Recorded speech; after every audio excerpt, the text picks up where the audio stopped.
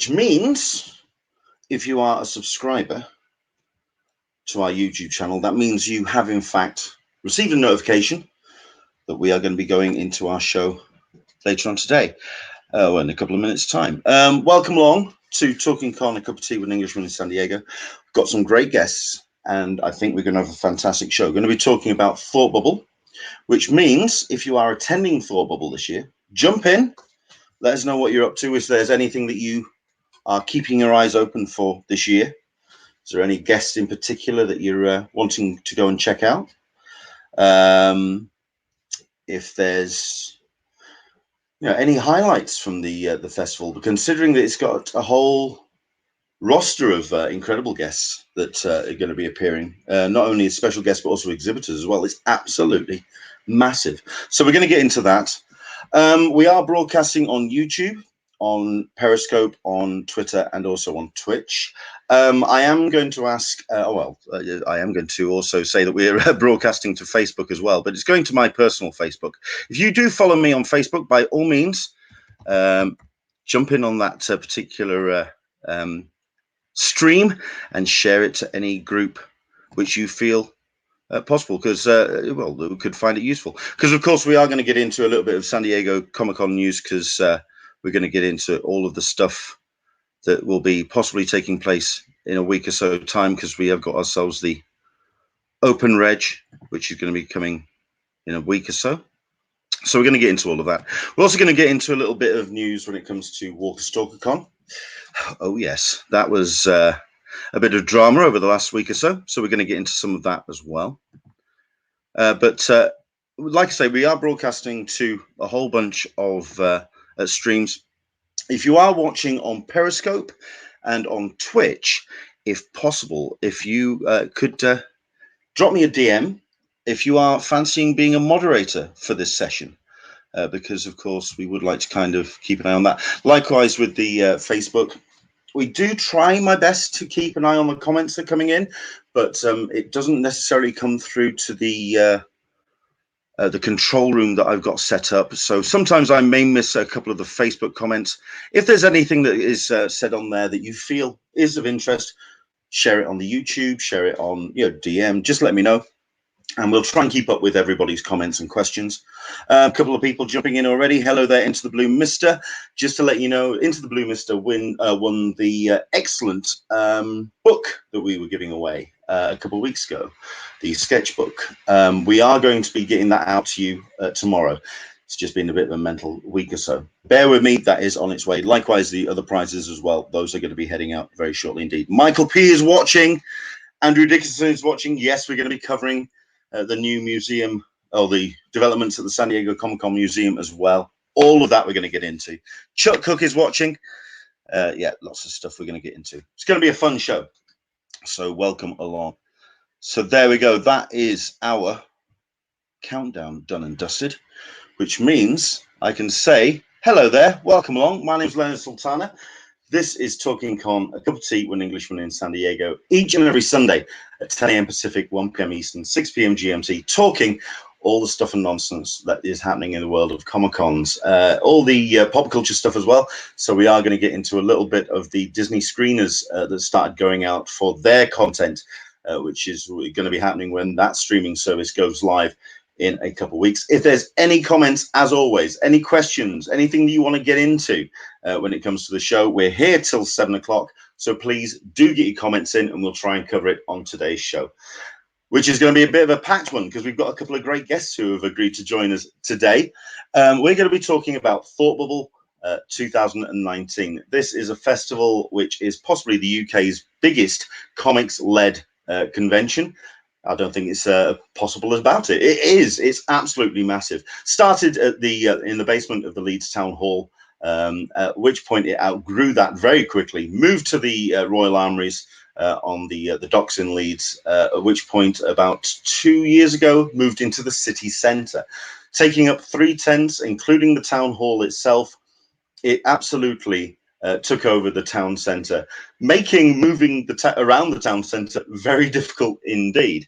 And the town council had some issues with that, had some issues with some funding, at which point it was felt that by the Thought Bubble organization, it was time to move again. And that's exactly what it's going to be doing for 2019. Heading to the Harrogate Convention Centre, and it's going to be taking place on the 9th and 10th. That's next Saturday and Sunday. We are going to be there, looking forward to seeing what the show is going to bring this time round. Our guests are going to talk about that with us. We have ourselves, first we got David Robertson, who's joined us. Hello there, David. How are you, sir? Good, Leonard. How are you? I'm fine, thank you. And we also have Lucy Sullivan, who's joined us as well, taking time out of their busy Sunday evening. Hi there. Hello there, Lucy.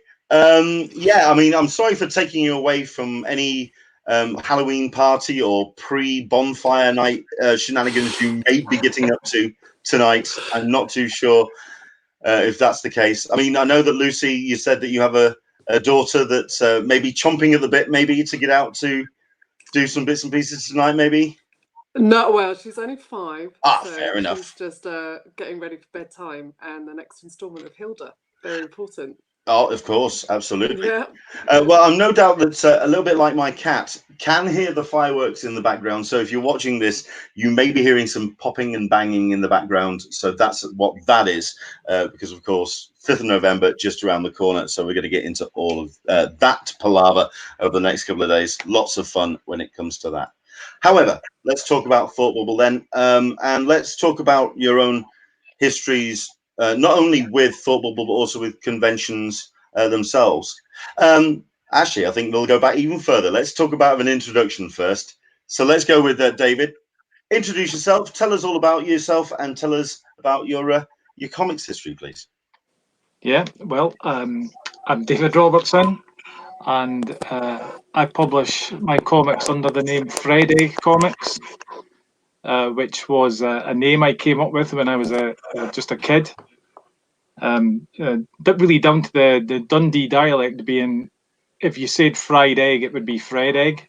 So I used that as the name of this character, and I've just kept that going since then, and have been making and my own comics and publishing them for more years than I'd care to mention, and just enjoying it, keeping on going. I just love comics, always read them. And I like writing about them as well for journals, and then I've been getting into the podcasting along with the That Comic Smell guys. So we've been doing that for a few years now. So I just like to get involved in comics as much as possible, and that's me. It's keeping yourself busy, which is always good. And when it comes to comic conventions, what's the history there? I mean, did you go to conventions as a fan, or did you start going to conventions more as a pro to sell your books? Well, my memory of it is that there was a real drought of cons. They seemed to be going on in the 80s. Seemed to be nothing for about, I'm probably exaggerating, but for about 20 years. And then they came up with Glasgow Comic Con, 2010 or 11 or something like that. So I went along to that and enjoyed it. That was probably the first one I went to as just a punter. Before that, I'd been to like comic marts at King's Cross and stuff in the 90s, and then Thought Bubble was probably the first one I went to tabling at, and that was about 2014, and I did that for a few years. It was still at the Royal Armouries then, and I know it's moved, but I've not actually been since it's moved from the armies. So I'm looking to see what it will be like this year, as I know everyone is wondering what it will be like this year. Well, around 2014, it was certainly when it was really starting to get incredibly busy, very, very popular. Admittedly, when for a convention held in November, with a lot of people being queued up outside, everyone was feeling the cold. And it was certainly a show that was showing its size and showing it was outgrowing the facilities available. But the one thing about Thought Bubble is you do have all that talent. It's all comics based, so it's all great for networking and developing your own skills. Was there anything that you learned from Thought Bubble when it came to putting your books together? Putting my books together. Like finding a new printer, perhaps, or just changing the way that you worked? I can't think of anything specifically about how I put my books together. The main thing to me was being out there face to face with the public, and they'd ask you things. You'd speak to them about comics, what comics they liked, etc. I mean, prior to that, it'd been a case of, you know, toddling along to the comic shop, asking if they'd carry it for you, and then they did or they didn't, and so you never actually really had a direct communication with anyone that was ever reading your stuff. So that was a big thing for me at the cons. Cool. I mean, the book that you've got out at the moment, I mean, if we just bring this up on to the screen, if I just get rid of that, and that, is the book Bell Time, which you're currently promoting. I mean, how long has it taken you to put Bell Time together? Well, Bell Time, I started as a web comic probably about 3 or 4 years ago, and I was doing it with an arts website, and I agreed to do a new page every 3 weeks, in amongst everything else I was doing. And I kept that up for a while, but then the arts website kind of disappeared off the face of the earth.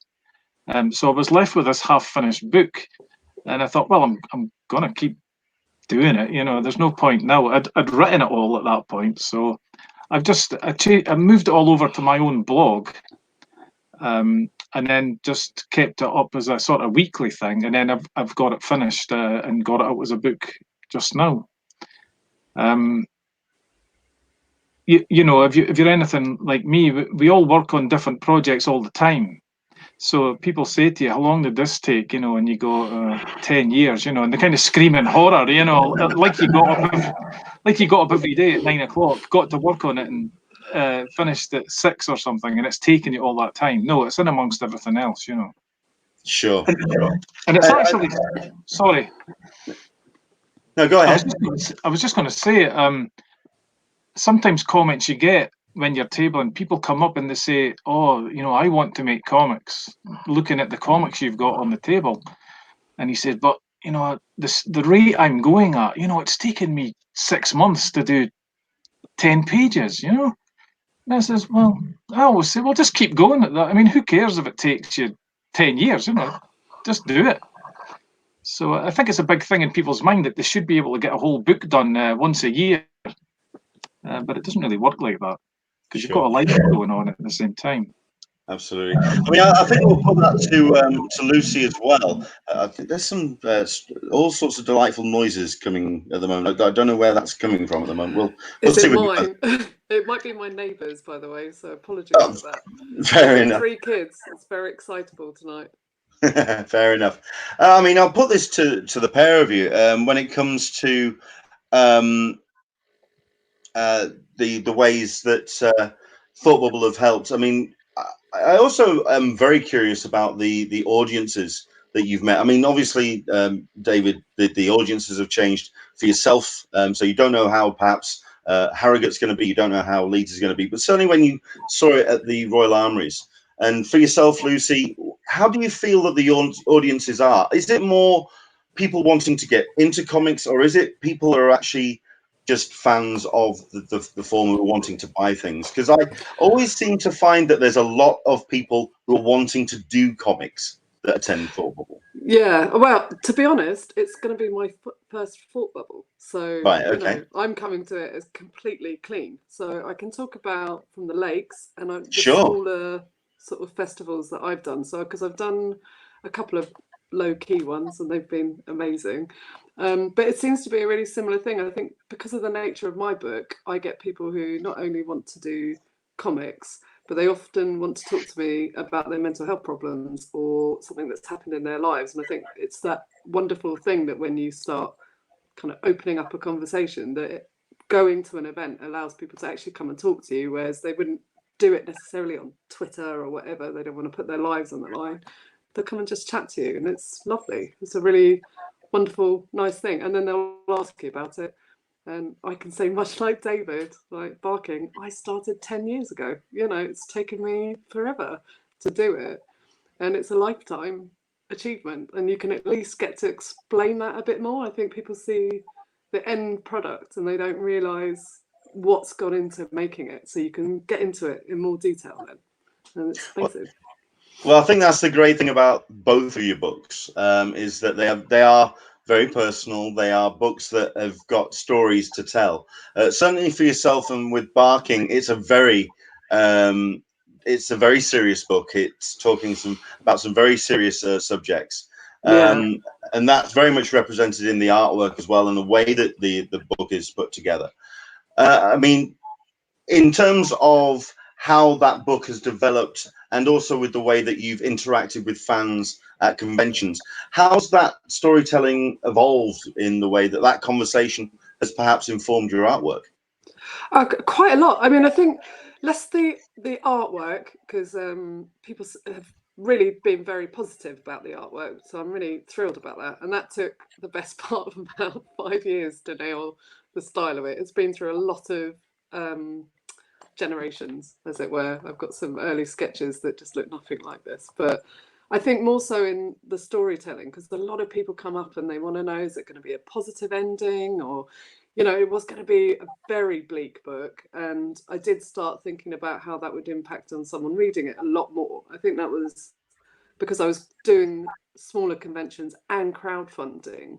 You're sort of talking to people and they're wanting to invest in it, but they need to know what they're kind of getting into without knowing the story. So it definitely had an impact on that. I mean, I didn't change it into some happy ending or anything because of it, but it did make me think about who was reading it and what I wanted to really say, and be much more clear about it. Sure. And also, and this is to the pair of you now as well, because we've had guests on the show who are appearing on the other side of the table, exhibitors that are wanting to get their books into the hands of not only fans that have come and sought them out at conventions, but also people who are passing trade, the ones that are perhaps just glancing at every table. You do have to become a bit more of a salesperson. How's that evolved for the pair of you?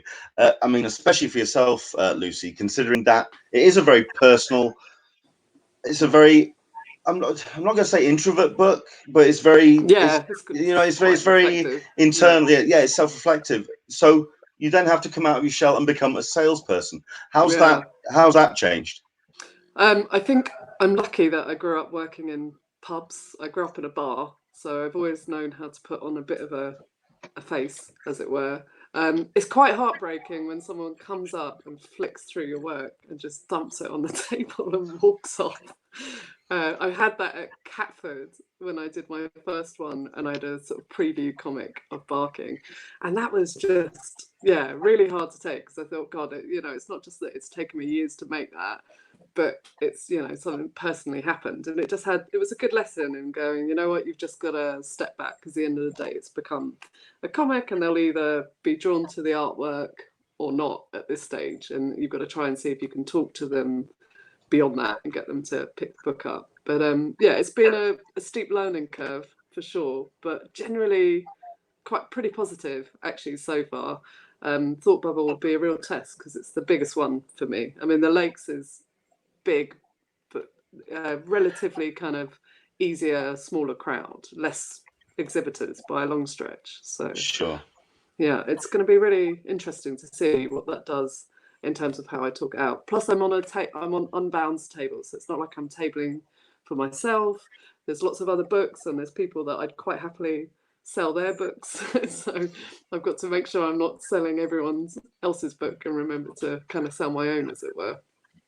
Yeah, I think that's always a tough thing to kind of remember to do, especially when you are sharing a table. But I think the other thing about Thought Bubble, and this is going to be for the pair of you as well, because it is so big. We're going to get into maps in a second. We're going to kind of give people an idea of the sheer scale of this thing because it is absolutely immense.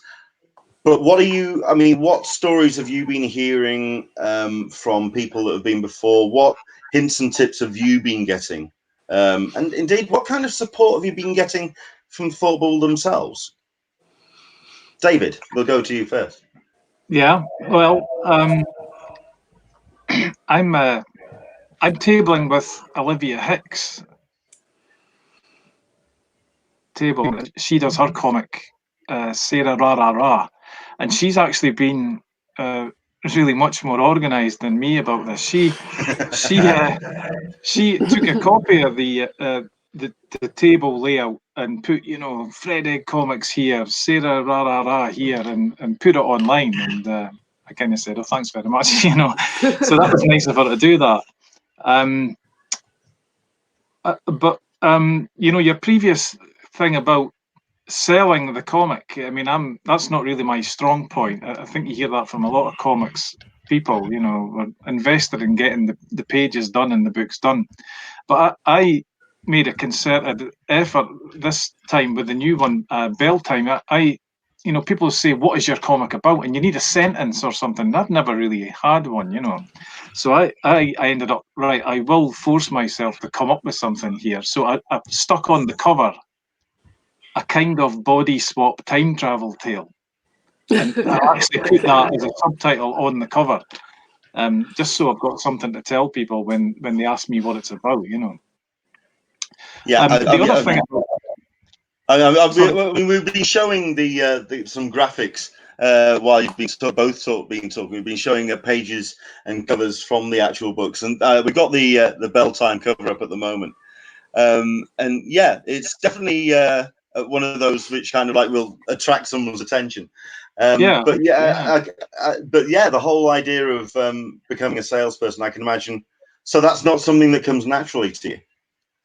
Well, it's funny as well, like you said about selling other people's books, because you do find suddenly you're waxing lyrical about how something is great that your friend made, that you've agreed to put on your table, and you catch yourself and think, why wasn't I saying this about my own book, you know, a minute ago?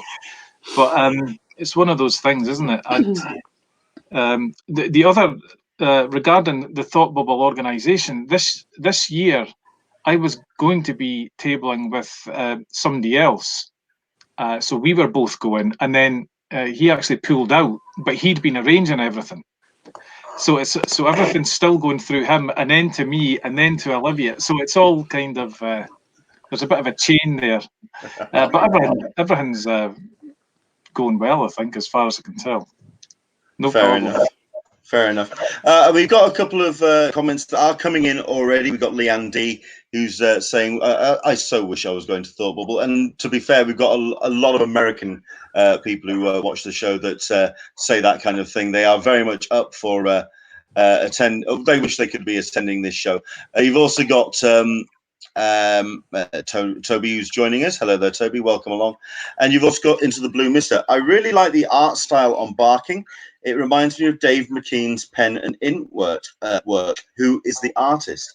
Well, I mean, and that's yourself. Yeah, that's yourself. Thank you. I love Dave McKean, so maybe that's come through. Who knows? But that's hugely flattering. Thank you. Yeah, it's a bit like Cages in places. Yeah. That's what Shelley Bond said to me recently, and yeah, you know, actually, Cages isn't my favourite, but I do love his line. It's nothing like Cages. It's like that other one you like. I'm thrilled Cages is in there. Trust me, I think it looks amazing.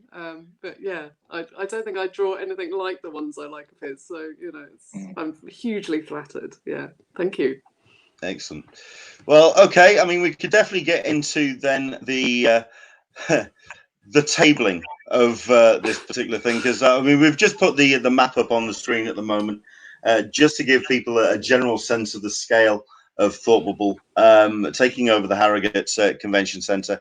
It is absolutely huge, and it's taking up of three main rooms predominantly. You have the Comixology Originals, you have the Ask for Mercy Hall, and you have the Pride Hall. Very quickly, where are you? Well, I mean, we've had it up on the graphics, but yeah, if you just describe where you are, because you're in two totally different rooms, aren't you? David, where are you? I'm in the Ask for Mercy Hall. which is a title I really like. Table 214. Yeah, it speaks volumes. I mean, I may just have to turn the logo off just for a second because yeah, it's covering at the moment. Let me see if I can just hide this thing because we've got it up on the screen. If you are watching this on Apple TV or if you're watching this on a big monitor, you may be able to see some of the names or just get an idea of just how many names are involved in this thing. This is the Ask for Mercy Hall, and that's only half the listing. That's the other half. So there you go. It just gives you an idea of just how many are going to be there. I think this is the reason why I brought this up. And also, Lucy, where are you? I'm on Unbound's table, so we're in the Comixology originals. Right, so you are in there. Yeah. Same drill. It's we're 108, so we're right near the main entrance. So that's amazing. Fantastic. I mean, I think, like I say, if I just put that the list of names up as well, so people can look through them if they want to. I mean, certainly when I've spoken to people who've been exhibiting for the last couple of years, and certainly as the shows continue to grow and grow and grow, what people have been saying to me is that they have actually seen their sales take a bit of a drop, purely because people have been walking in with a certain amount of budget, a certain amount of money in their pocket, and just seeing the sheer scale of tables that are in front of them.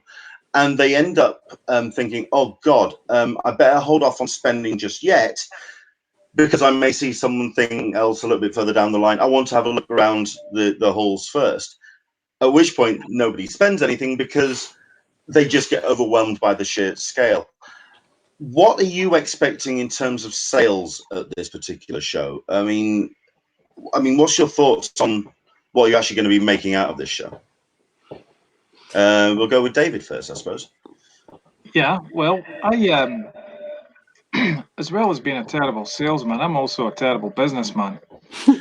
So I don't put much more thought into it rather than rocking up with all my comics, laying them on the table, speaking to people, and then seeing how many I sell. That's really about it. And you're not a metrics man. No, I don't. I mean, I'll be honest. If me doing this was dependent on me making money out of it, I would have stopped many years ago. So it's just a great thing to be able to sell to anybody and speak to them about it and hope they enjoy it. To be honest, sure.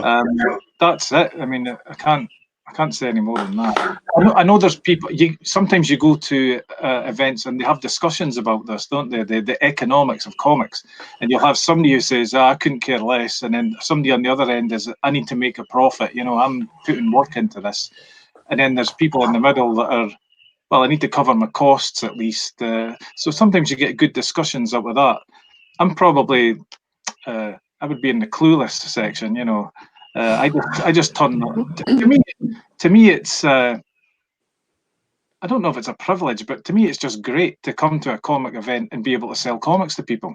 That was not something that was available to me in my younger days when I was starting doing this, So investors steer well clear, I think. Well, I mean, I think it's safe to say that the people that do go to shows like Thought Bubble, especially when it is very much comic centric, it's not getting distracted by the detritus of pop culture or film, television, whatever. It's all about the magic of the printed page. It really is a case of the people that are there to celebrate the art form and really get into it. For yourself, then, Lucy, what are you thinking in terms of what you would consider a success coming out of this show? To be honest, because it's a hardback graphic novel that I'm taking, I've got a sort of signing slot on my publisher's table, so I'd be happy to kind of shift a couple of books, frankly. And because it was crowdfunded, I've sort of reached my print target to get it printed anyway. So anything after that is just kind of a bonus, So I'm just really happy to be there. It's such an amazing thing to be able to do, you know. And it's like 20 years since the events that happened for me is like this Tuesday.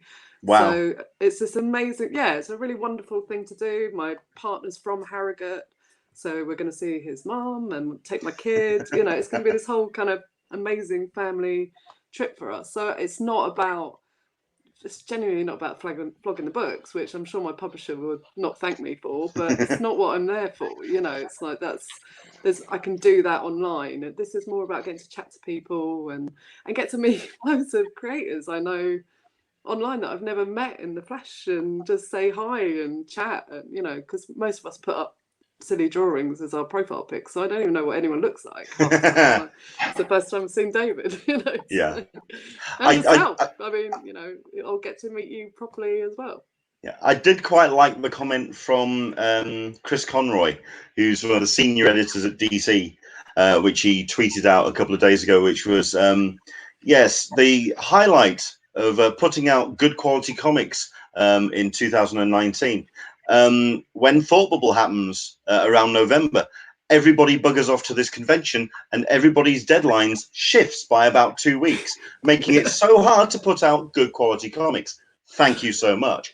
This really, it tickled me like nobody's business. I also quite like the comment as well that I got when I went to Traveling Man, when I bought my weekend passes. The person behind the counter actually comes from Harrogate, which means he knows a lot of people there.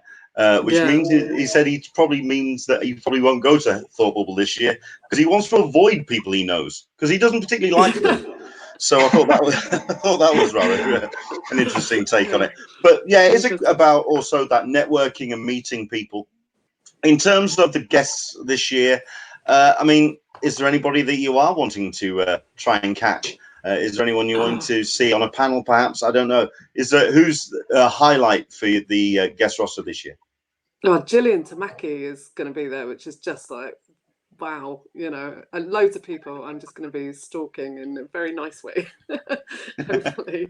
But picking up just friends' books that I've like Laurie and Fraser Campbell have got a new book out, and Dan Berry, you know, just loads of people that you chat to and you see their work and getting to see what they're bringing, because I'm sure I've missed so many people explaining what they're bringing.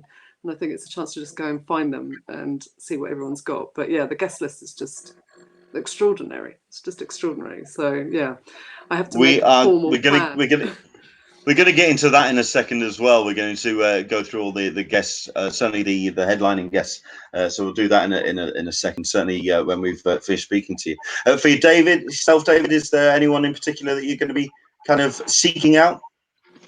I'd be a bit wary of naming anybody for all the people I'll forget to mention, you know. But there's certainly in the past Thought Bubbles, it was a great surprise to meet people that I'd actually honestly never even heard of before I got there, and that's been great for appearing in their anthologies and things. You know, you meet them there and get talking, and will you do a bit for us and all this kind of thing. So that's been really good. I'll break my rule a bit and say I'm looking forward to meeting the Awesome Comics podcast guys, because I like listening to them. So to meet them, I mean, I've met Tony before, but sure, to meet the three of them would be good, I think. Same drill. I'm also looking to bump into them at some point throughout the course of the weekend. I think for myself, it's just like you say, it is the sheer breadth of the talent on display. I think this year I'm not going to do as many panels this year because I usually find myself getting caught up, you know, so like sitting for an hour. Usually I have a great time at panels, and that's usually at a convention. My big draw, because I get a lot out of those panels. But because there's so many people appearing at the convention this year, I think I'm going to be missing so much. So I might actually have to duck out of the panels and actually do more of the actual the floor itself, which I think could be interesting. Andrew Dixon is turning around saying, a lot of people that go to the gaming show I run use shows as advertisements and hope that they get sales after the event. Is it the same for yourselves in comics? Is it in terms of exposure beyond the show, or is it more a case of that immediate sale? do you think for yourself?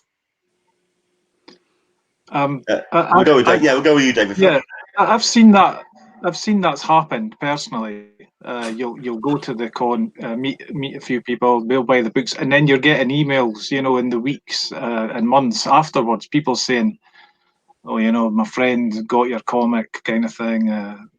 So I think there is a little trickle effect that moves along after it has happened, which is nice. Yeah. Cool. For yourself, Lucy?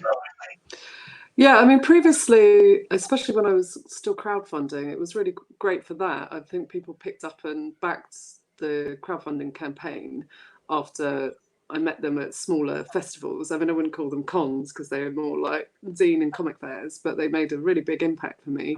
And yeah, and the Lakes, unfortunately the book wasn't ready for the festival, so I had to launch it with the promise of it coming soon. So it is going to be ready for this one, which is great. But yeah, I don't know. It's a tricky one.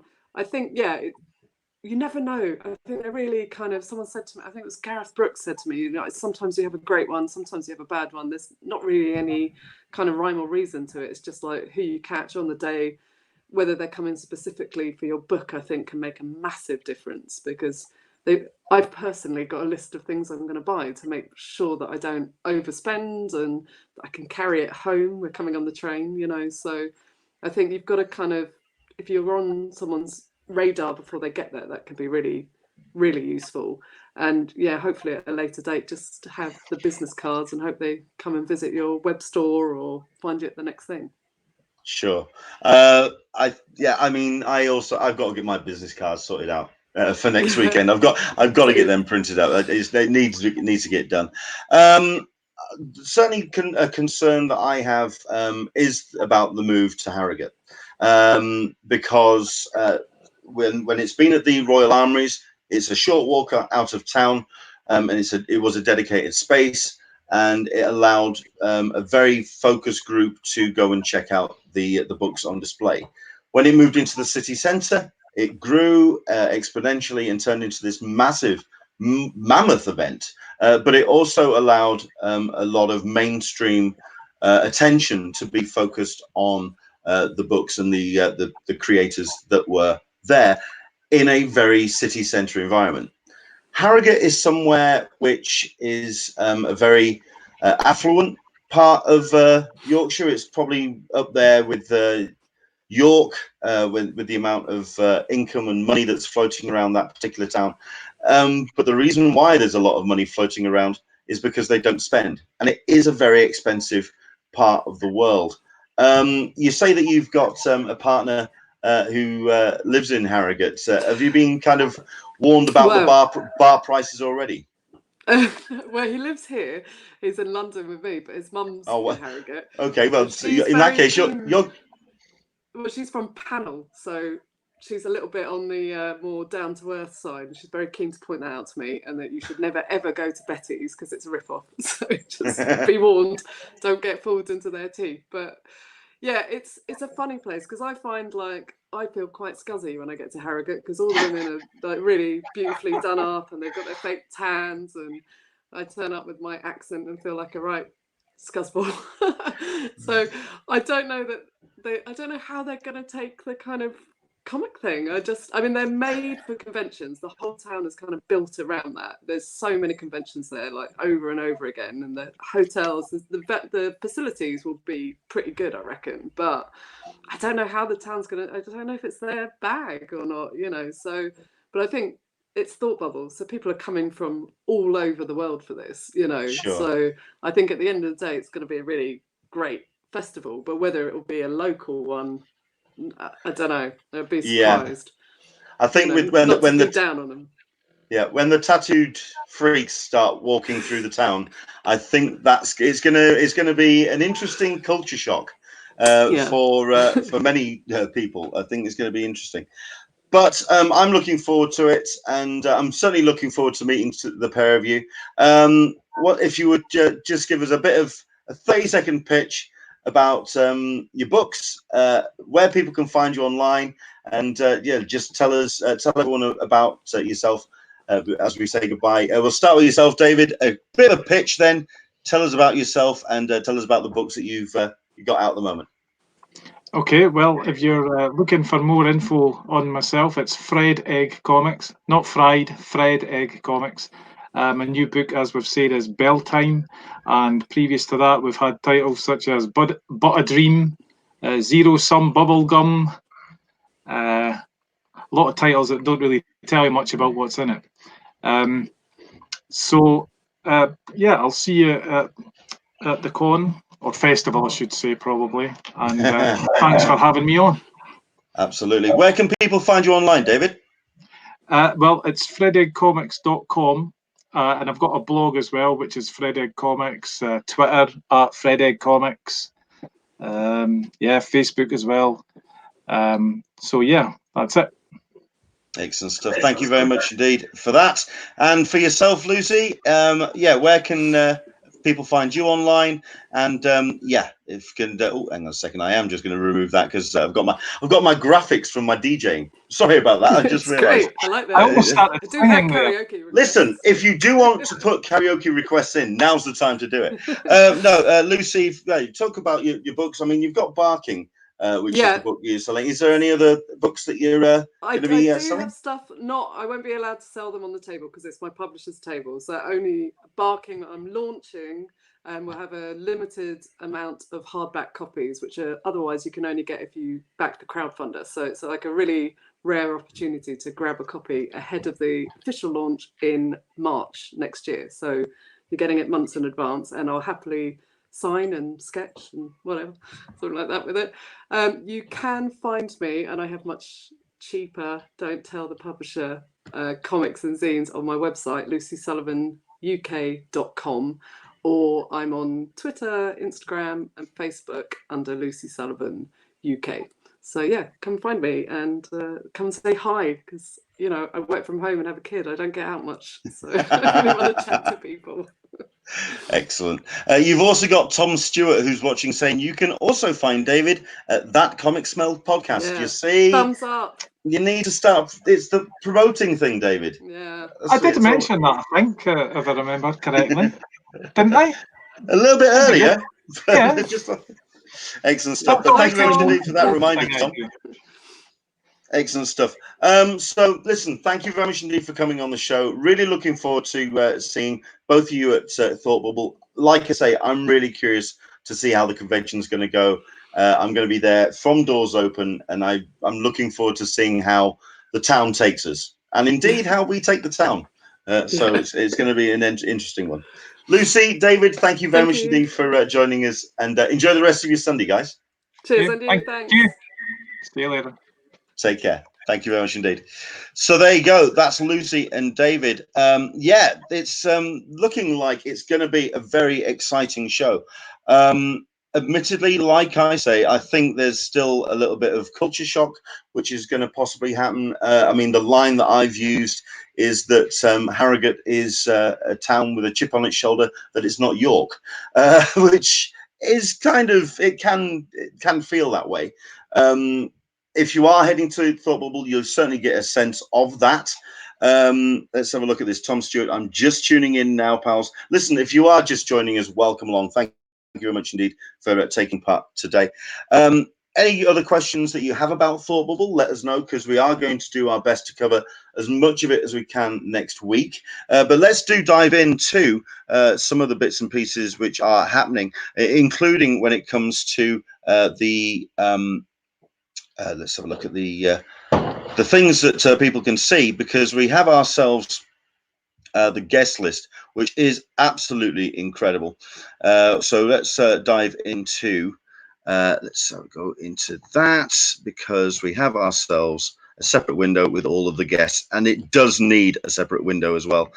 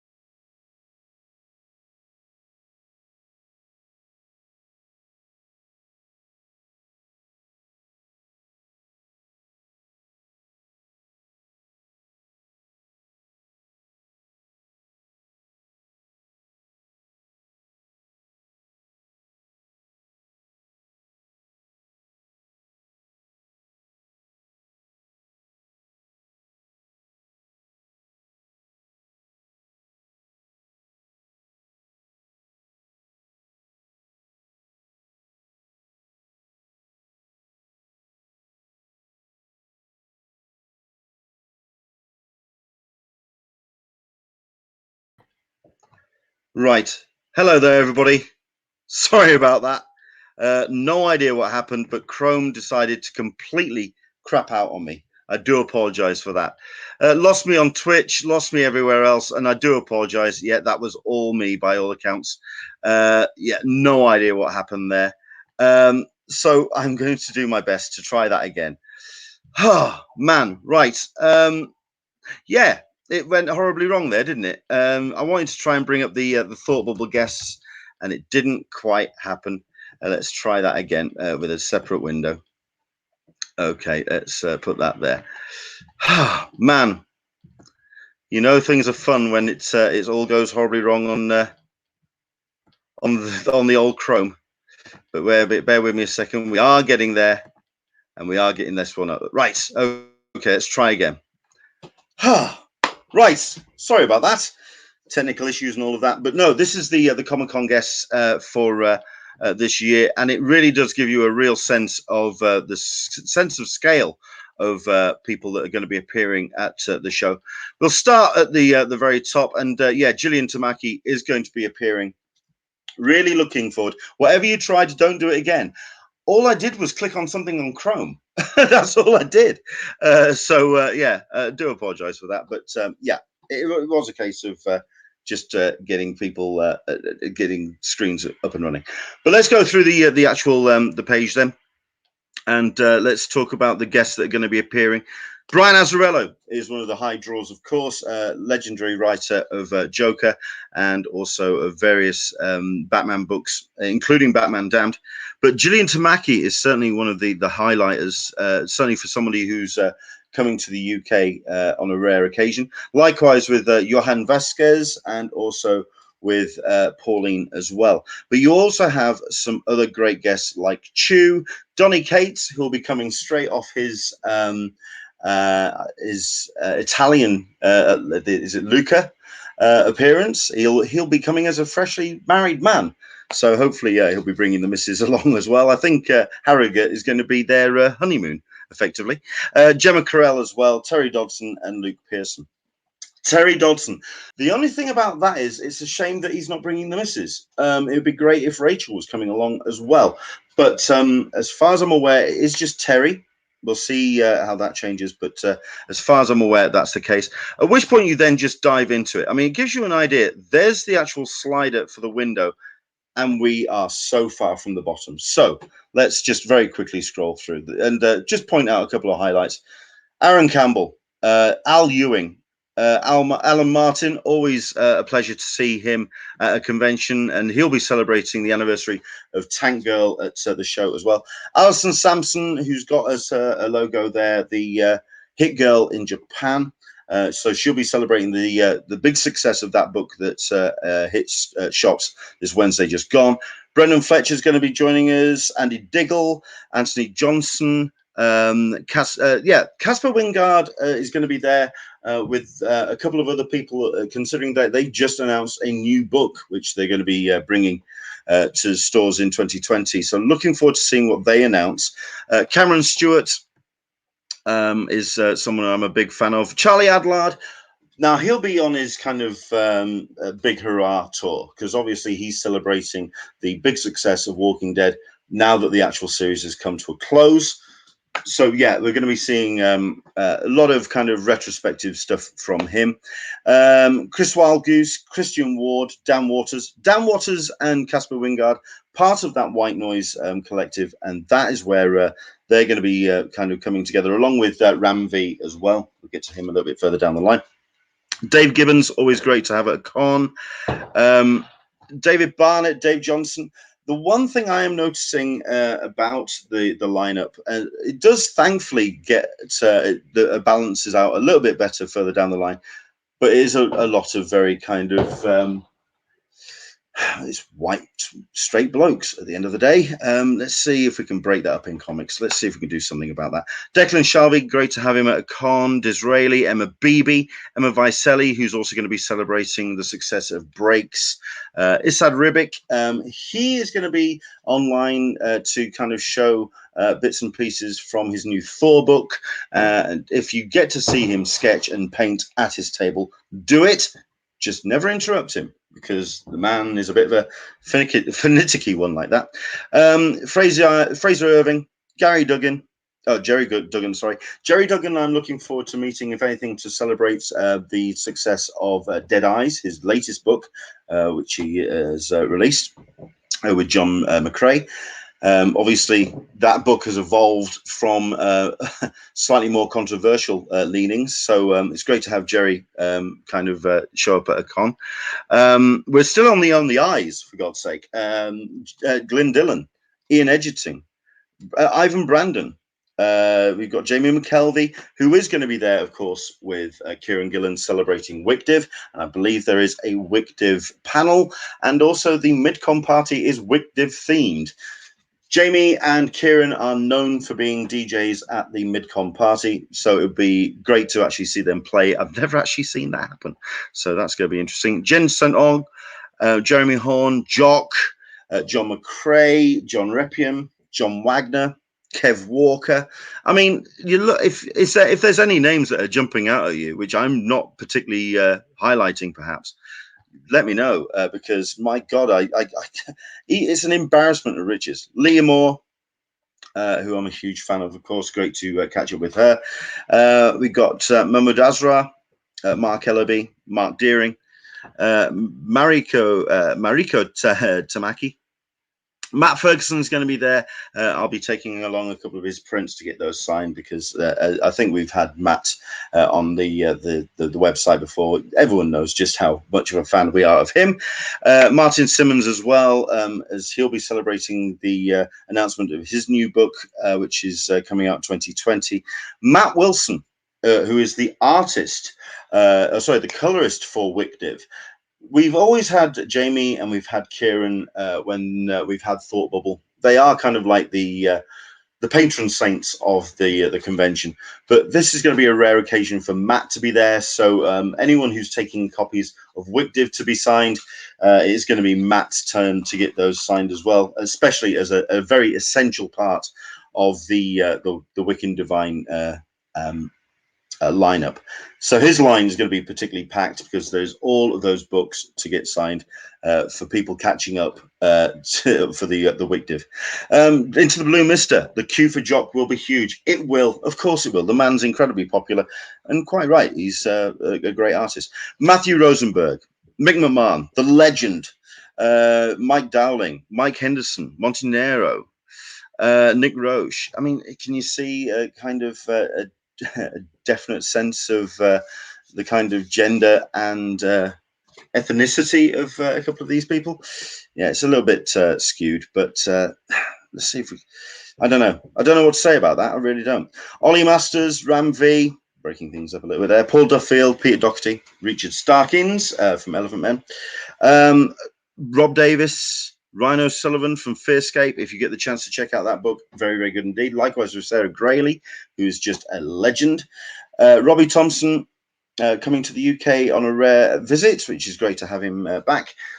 Sean Phillips, Simon Spurrier. Simon, of course, we are big fans of on the website, if anything, because of the great work he's done on books, certainly with The Dark Crystal, which still for me is one of the most beautiful books for the last decade, and also with his work on The Dreaming, and also the new Hellblazer book, which I picked up today and I've yet to read. So that's going to be my reading for this evening.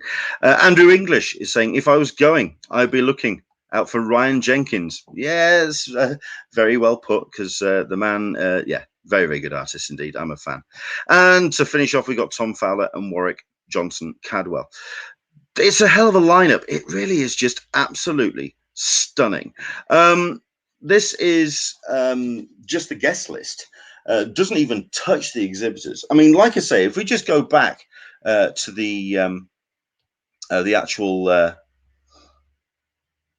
me just bring this in again. If we just show that list again for all the people that are going to be showing. Just for the exhibitors list, just for the maps. Like I say, there are 3 major rooms to Thought Bubble.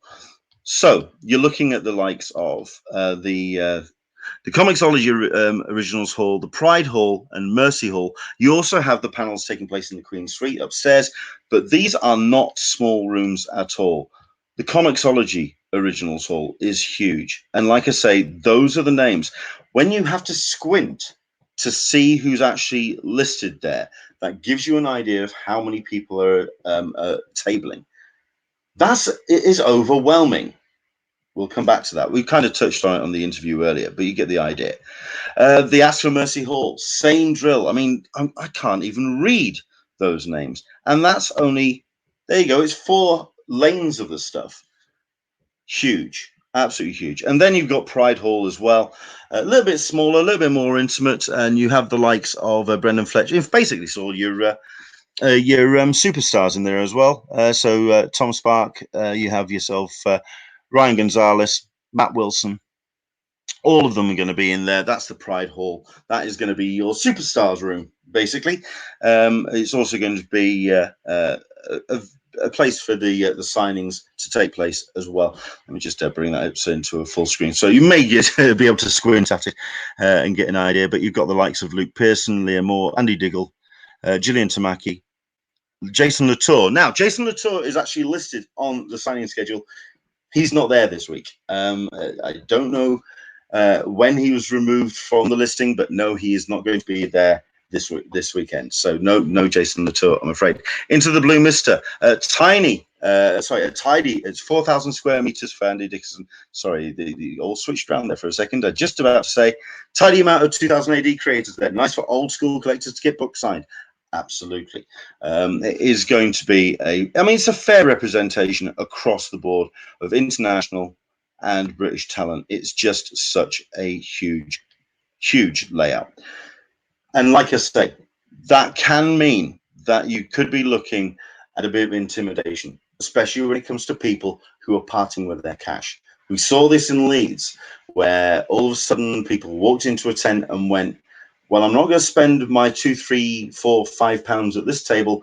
I might find something more interesting down the line. I'll wait. And next thing you know, they have waited around 3 tents worth because there is an embarrassment of riches. That's tough because it meant that people weren't parting with their cash. And of course, we're dealing with Harrogate, where they don't part with their cash generally anyway. I'm really curious to see how sales are going to go. I'm no doubt that the vibe of the thing is going to be great. But how about actual sales? Because at the end of the day, it's about getting sales. It has to be, because it has to be worth people's whiles to make their way to Harrogate.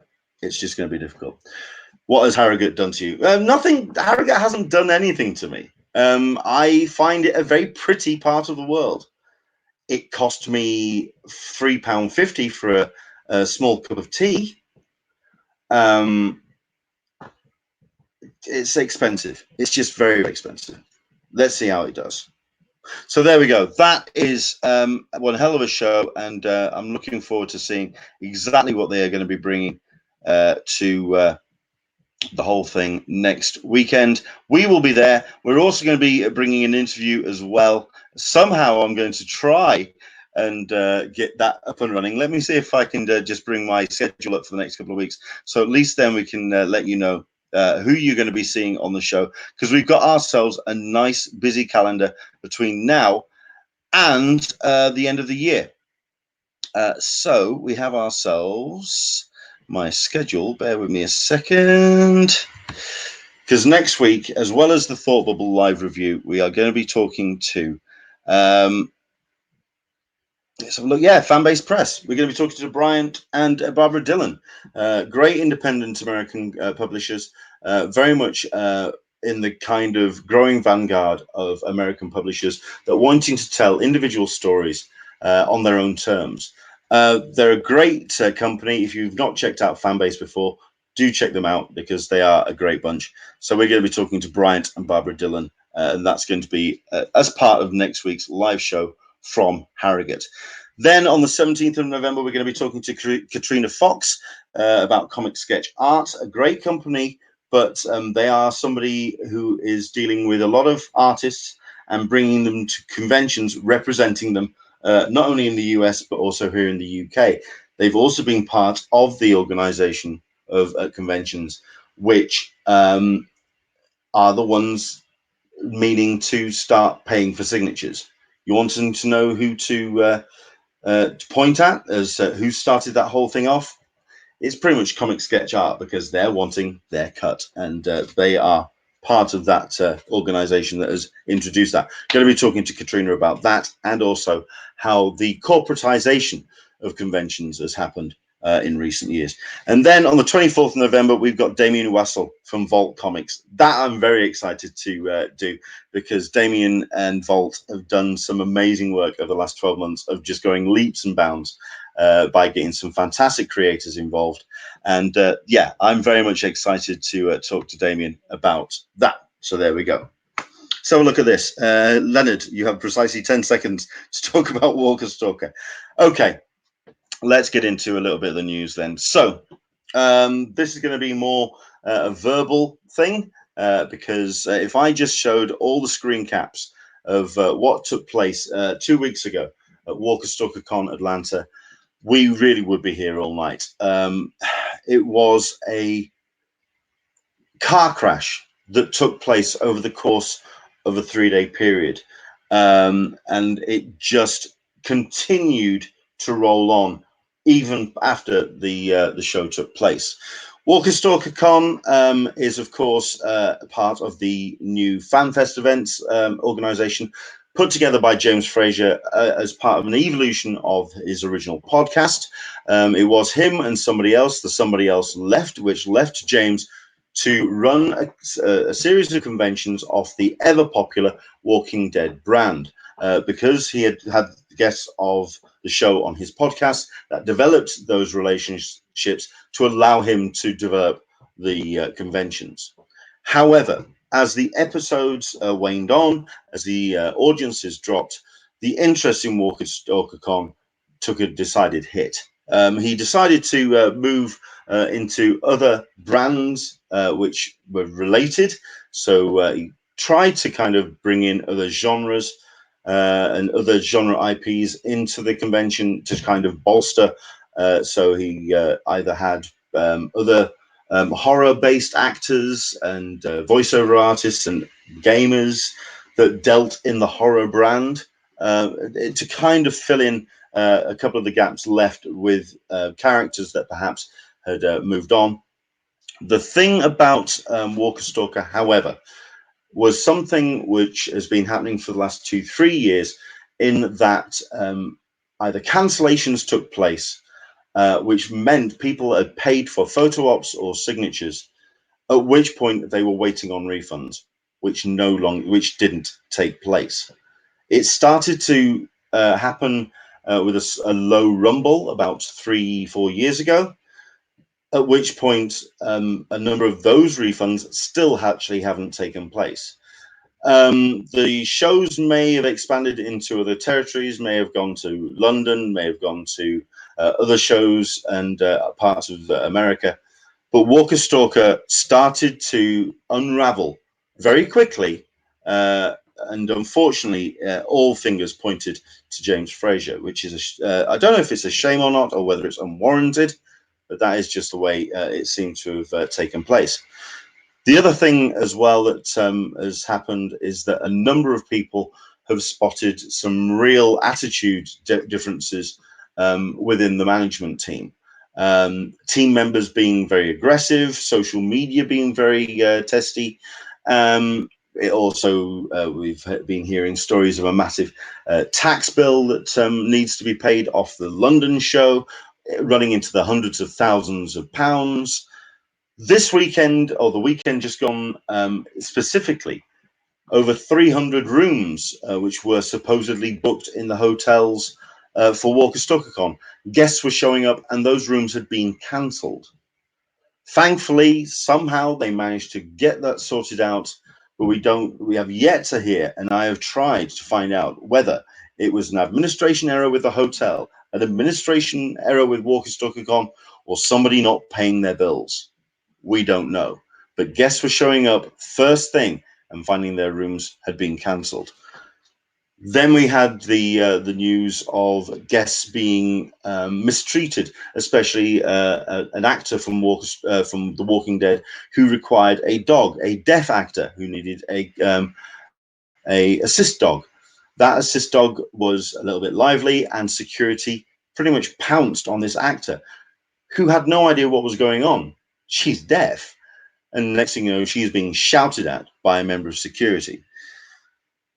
Then you've also had issues as well with guests feeling none of the love, that they were feeling mistreated, mishandled, and it just basically the wheels came off this thing very, very quickly.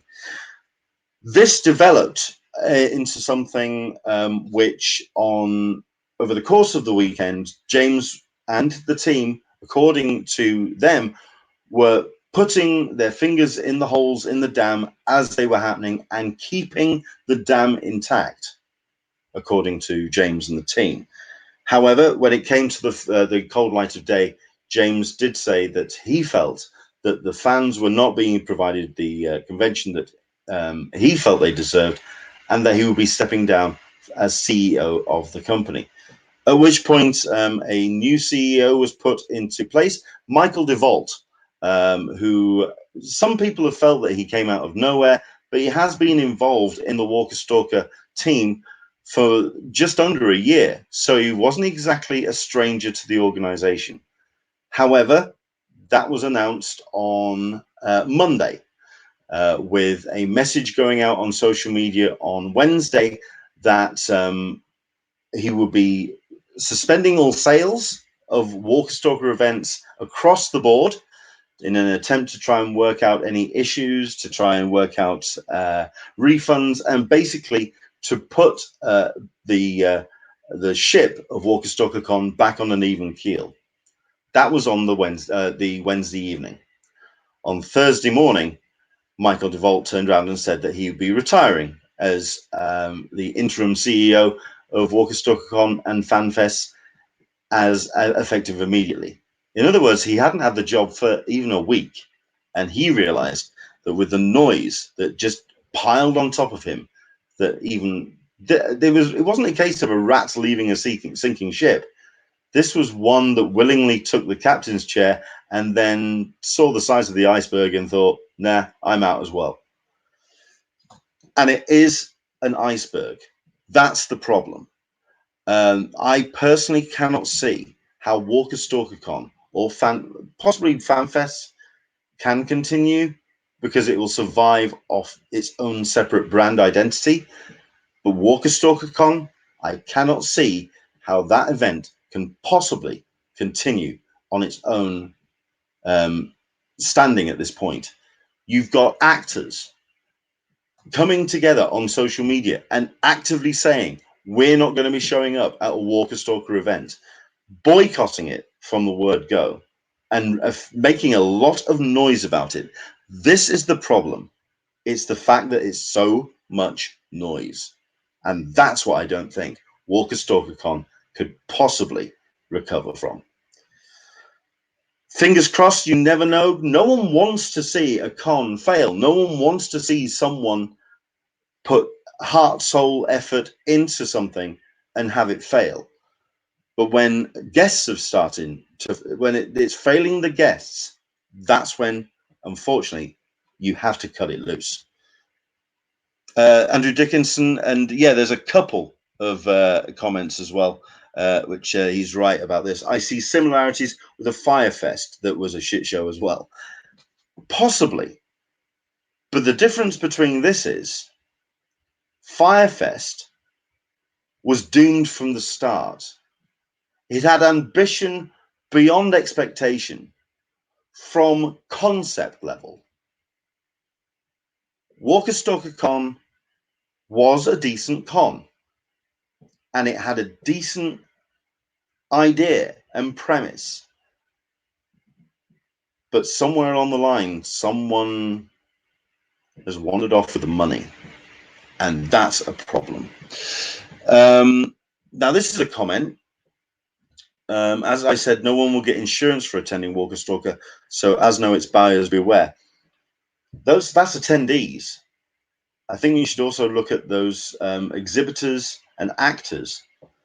They are put out as well. They could be attending a show where they could make some money, or they could meet fans. It's at the end of the day, I can't see how it's going to work. So there we go. Right. So that's very quickly about Walker's TalkIn Con. I think the other thing I wanted to very quickly touch on is about the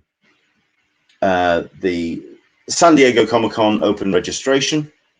One or two people have noticed that comments and posts that CCI have put up on their social media and also on TalKIN blog have been making comments about member ID, about making sure your member ID is in place, making sure that all your details are in place. If you are wanting to attend San Diego Comic-Con 2020, that a member ID is set up. The reason why they're telling you this is because the member ID sessions can lock down in a heartbeat. And the reason why they do that is so they can consolidate all their databases, so they can actually get everything in place for the open registration, which I was under the impression that we will be seeing that this weekend coming, Saturday the 9th. Thought bubble weekend, but yes, that's when I suspected, and that's when a number of people have been putting word out that we feel that the badge sale is going to take place next Saturday.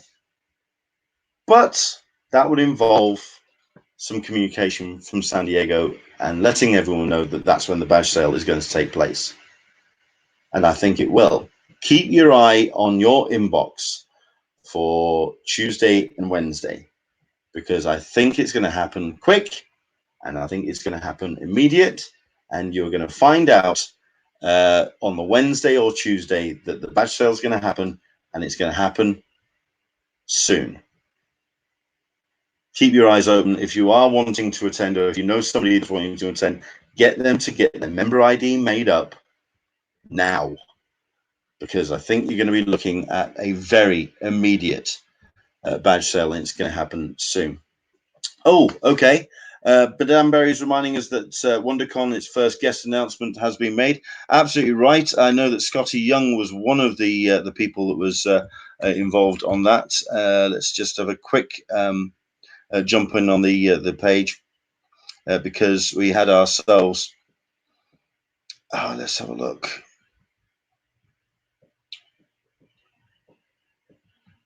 Yes, this was on Wednesday. It was the first wave of guests. Brian Michael Bendis is going to be attending the show. Michael Cho, artists on various Marvel and DC books. Mike Nalo Hopkinson, author of House of Whispers. You've got Adam Hughes, a legendary artist of Wonder Woman, Catwoman, and Hellboy.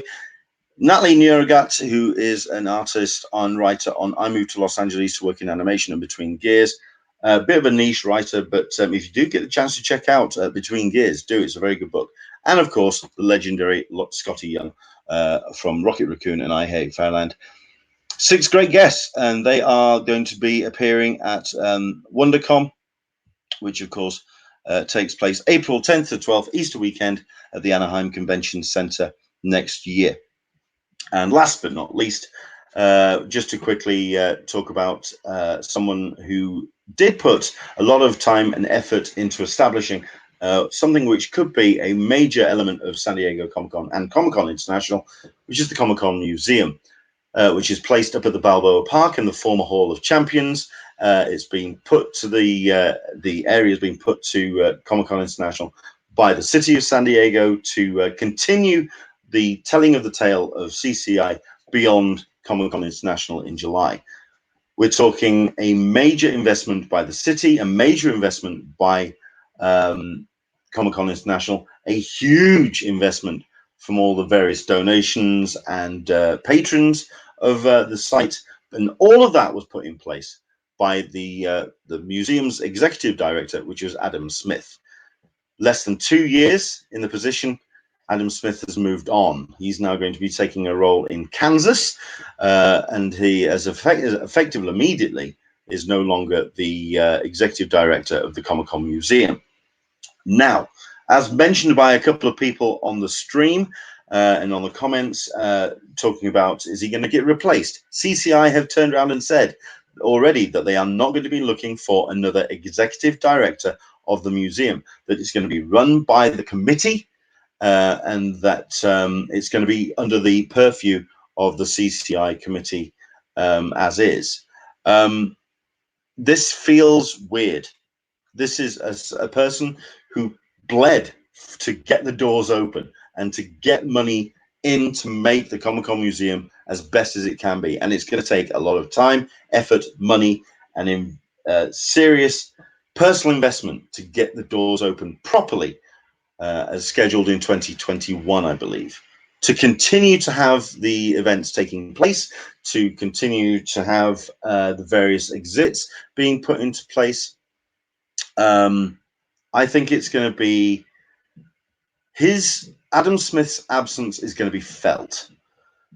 Please, if you are in San Diego, let us know how you see the museum moving forward from here on in. Do you see the features continuing to evolve? Do you see the things that are being presented at the museum still rolling out at a nice crack? Because that will have been Adam. That would have been Adam's motivation and his efforts getting that museum up and running. And I think without somebody steering the ship on a specific basis, that's going to be in trouble as well. That is so difficult. Okay. Very quickly as well, Dan Berry's reminding us that the San Diego Comic Fest has announced that Marv Wolfman is its first guest. Congratulations to the Comic Fest. That's a great land, and Marv Wolfman is going to be a fantastic guest. I can guarantee that Matt has been very instrumental in making sure that that's been happened. Sarita P is reminding us that the Comic-Con volunteer list is still open, so please do check that out. And yeah, it's confirmed that they haven't closed it yet. You can sign into the volunteer, put your name against your interest if you took part in the Comic-Con International volunteer interest list, which closed ages ago. So now if you were part of that list, you can now start applying for your position if you would like to contribute a little bit more physically when it comes to next year's show. I think that's pretty much it. Michael P is reminding us lockdown of member ID will be the first clue for Open Reg. Absolutely. Keep an eye on that page on Monday night, Tuesday morning, or here in the UK, here in the US, or there in the US early Tuesday morning, because shortly after that the emails will go out, and then shit hits the fan and things get interesting. Okay. I think that's us. Overrun a little bit, but we did have a lot to kind of fit in. Michael P seems to think it's going to be the 16th, but you know what? I think it's going to be a little bit further than that. I think we're going to be. Sorry, a little bit closer than that. I think we could still see. I think we could see for next week. Sorry, I think we're going to be looking at Saturday the 9th. So who knows? Leonard, an adult beverage wager on the date of the Open Reg. Okay. Michael says it's the 16th.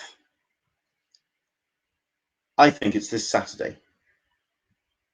I think it's Saturday the 9th. I think it's this weekend.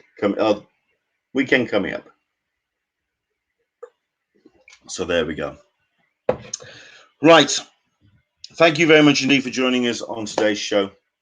I unfortunately won't be doing an after show on Patreon this week, because I do have one or two things that I want to kind of get sorted out. I am still trying to type up my report of Walker Stalker Con, but the stories continue to roll in. I am still getting emails from people who attended the show who are still letting me know about the things that took place at the convention.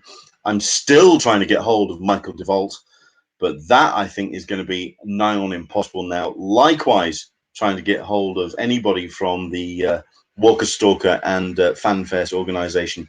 It was just such a complete car crash. I'm still trying to type it up, but it's still a story in development. It's just such a nightmare.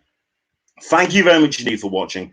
Once again, thanks to Lucy and thanks to David for joining us on the show.